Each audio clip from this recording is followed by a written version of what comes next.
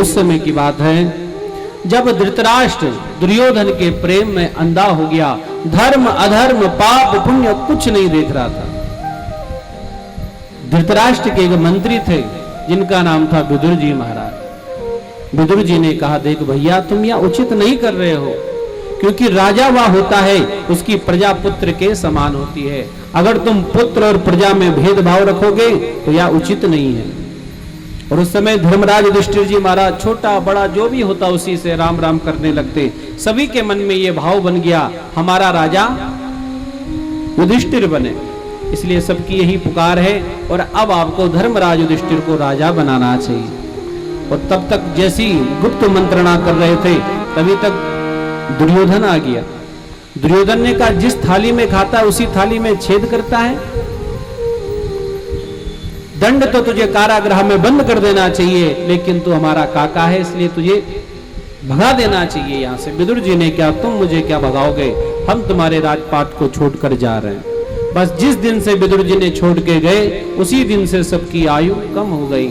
लंका में जब तक विभीषण जी थे तब तक सब ठीक ठाक थे, और जैसे विभीषण जी आए तो आयुहीन भये सब तबहि, सबकी आयु को लेकर चले गए विदुर जी महाराज। इधर विदुर जी महाराज चले गए, कौरवों का षड्यंत्र शकुनी के द्वारा द्यूत क्रीड़ा का आज्ञा दी। धर्मराज का यह नियम था, बड़े जो भी कहते वह अशुभ है या शुभ उसका विचार नहीं करते। धृतराष्ट्र ने आज्ञा दे दी तो खेलने चले गए। बेचारे भोले भाले थे, अपने आप को दांव में लगा दिया। बातों बातों में उन्होंने द्रौपदी को भी दांव में लगा दिया, द्रौपदी को भी हार गए। वस्त्राहरण करना चाहा लेकिन गोविंद ने लाज रखी।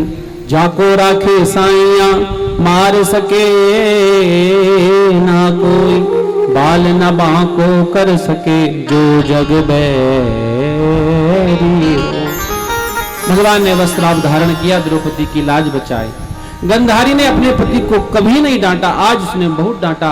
अरे तुम जन्म से अंधे थे फिर भी हमने तुम्हारे साथ विवाह किया, हमें क्या पता कि तुम्हारे अंदर की आंख भी फूटी हुई है। इस धर्म सभा में द्रौपदी का वस्त्राहरण हो रहा, तुम चुपचाप शांत रहे।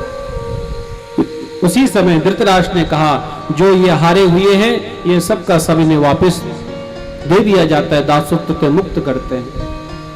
शकुनी ने कहा दुर्योधन से, कहा कि हमने तो सब काम ठीक कर दिया था लेकिन तेरे पिता ने वो सब का सब काम दोबारा वैसे ही कर दिया, दोबारा जुआ के लिए बुलाओ। धर्मराज ने इस बात का विचार नहीं किया, दोबारा बुलाए गए तो छल के द्वारा शकुनी के पांसों के द्वारा इनको 12 वर्ष का वास हो गया, वनवास हो गया और 1 वर्ष का अज्ञातवास।